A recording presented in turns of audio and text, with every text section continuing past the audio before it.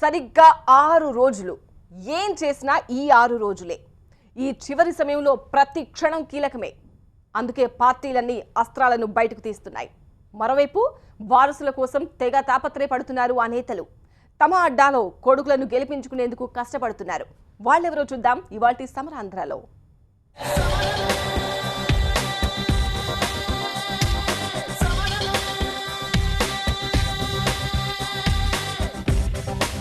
ఇది ఎన్నికల యుద్ధం.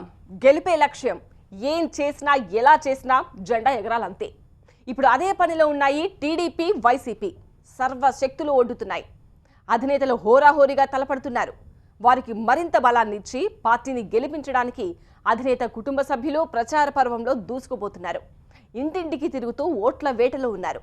మరి వారి ప్రచారం ప్లస్ అవుతుందా? ఎన్నికల యుద్ధంలో టీడీపీ, వైసీపీ అన్ని రకాల అస్త్రాలను ప్రయోగిస్తున్నాయి. తమ శక్తియుక్తులన్నింటినీ పెట్టి పోరాడుతున్నాయి.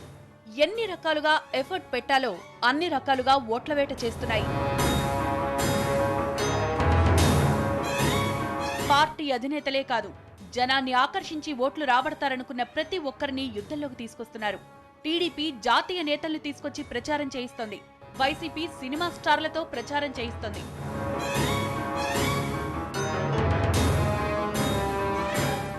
వీళ్లందరూ ఒకెత్తైతే అటు టీడీపీ అధినేత, ఇటు వైసీపీ అధినేత కుటుంబ సభ్యులు ప్రచారంలోకి రావడం ఎన్నికల వేడిని మరింత పెంచింది. వ్యక్తిగతంగా అధినేతల గెలుపుతో పాటు పార్టీల విజయానికి కృషి చేస్తున్నారు ఈ నేతల కుటుంబ సభ్యులు. సీఎం చంద్రబాబు తరపున కుప్పల్లోని కార్యకర్తలతో మాట్లాడుతున్నారు నారా భువనేశ్వరి. రోజువారీగా పార్టీ ప్రచారాలను సమీక్షిస్తున్నారు. కీలక నేతలందరితో ఫోన్లోనే మాట్లాడి సలహాలు, సూచనలు అందిస్తున్నారు భువనేశ్వరి.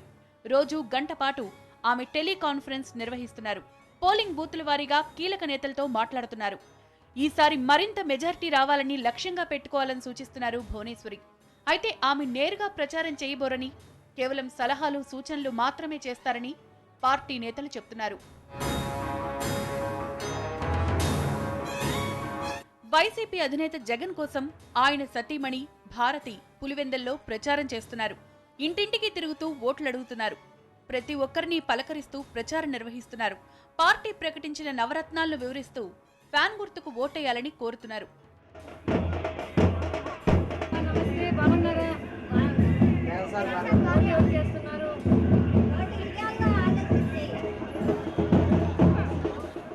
జగన్ కు అవకాశం ఇవ్వాలన్న అభిప్రాయం మెజార్టీ ఓటర్లలో ఉందని డ్వాక్రా సంఘాల మహిళలు కూడా ఆలోచిస్తున్నారని చెప్తున్నారు వైఎస్ భారతి. డ్వాక్రా వాళ్ళందరూ కూడా వాళ్ళంతా ముందు ఆలోచన ఉండేవాళ్ళు, అంటే ఫార్వర్డ్ థింకింగ్ ఉండేవాళ్ళు, బాగా ఆలోచించగలిగి శక్తి కలిగిన వాళ్ళు. వాళ్ళందరికీ తెలుసు అనుకుంటా చంద్రబాబు చేసే మోసం చూస్తున్నారు అనుకుంటా. జగన్ అన్న ఇచ్చిన హామీలు కూడా వాళ్ళకి నమ్మకం ఉంది.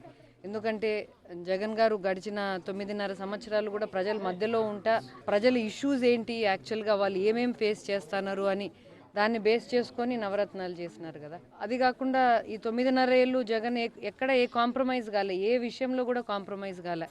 హిందూపురం సిట్టింగ్ ఎమ్మెల్యే టీడీపీ అభ్యర్థి బాలకృష్ణ సతీమణి వసుంధర ఈసారి విస్తృతంగా ప్రచారం చేస్తున్నారు. బాలకృష్ణ రెండోసారి గెలుపు కోసం జనంలో బాగా తిరుగుతున్నారు. నియోజకవర్గ ప్రజల నుంచి ఈమెకు మంచి స్పందన వస్తోంది.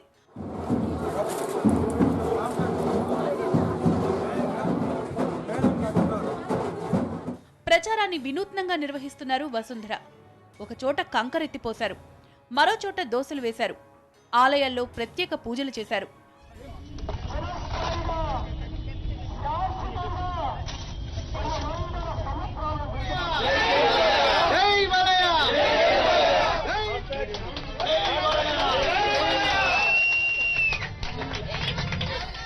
మరోవైపు వైసీపీ కోసం పార్టీ గౌరవ అధ్యక్షురాలు విజయలక్ష్మి, జగన్ సోదరి షర్మిల విస్తృతంగా ప్రచారం చేస్తున్నారు. రాష్ట్ర వ్యాప్తంగా ఈ ఇద్దరూ పర్యటిస్తున్నారు. రోడ్ షోలు, బహిరంగ సభల ద్వారా క్యాంపెయిన్ చేస్తున్నారు. వీరిద్దరి సభలకు బాగానే స్పందన వస్తోంది. తమ ప్రసంగాల్లో టీడీపీని, చంద్రబాబును బాగా టార్గెట్ చేస్తున్నారు విజయలక్ష్మి, షర్మిల. రోజుకొక మాట, పూటకొక వేషమే చంద్రబాబుది. అందుకే ఇలా ఇలా ఇలా ఇలా 2 ఏళ్ళు చూపిస్తుంటాడు. రోజుకొక మాట, పూటకొక వేషం అన్నమాట. 2 నాలుకల ధోరణి నాది అని చెప్పుకుంటున్నాడు అన్నమాట చంద్రబాబు గారు. ఈసారి నుంచి ఇలా ఇలా ఇలా అంటే మనం అర్థం చేసుకోవాలి. మరోవైపు మంగళగిరి నుంచి పోటీ చేస్తున్న టీడీపీ జాతీయ ప్రధాన కార్యదర్శి లోకేష్ సతీమణి నారా బ్రాహ్మణి కూడా ప్రచారంలోకి వస్తారా లేదా అన్నది పార్టీలో చర్చ నడుస్తోంది.